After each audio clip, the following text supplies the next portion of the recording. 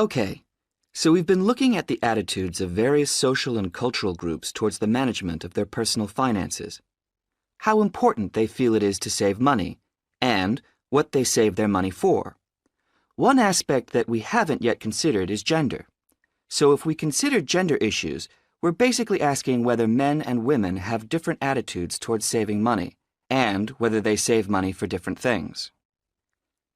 Back in 1928, the British writer George Bernard Shaw wrote in his Intelligent Women's Guide to Socialism and Capitalism that a man is supposed to understand politics, economics, and finance, and is therefore unwilling to accept essential instruction.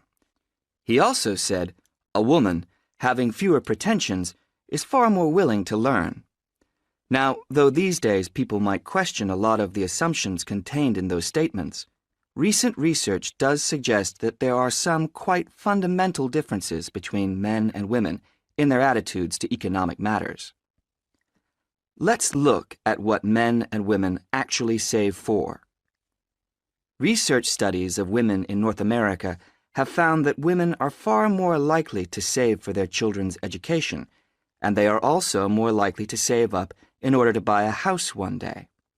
The same studies have found that men, on the other hand, tend to save for a car, which, by the way, takes a surprisingly large amount of the household budget in North America. But the other main priority for men when saving money is their retirement. When they're earning, they're far more likely to put money aside for their old age than women are.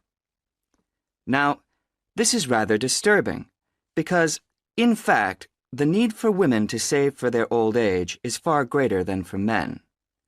Let's consider this for a moment. To start with, it is a fact that throughout the world, women are likely to live many years longer than men, so they need money to support them during this time. Since women are likely to be the ones left without a partner in old age, they may therefore have to pay for nursing care, because they don't have a spouse to look after them.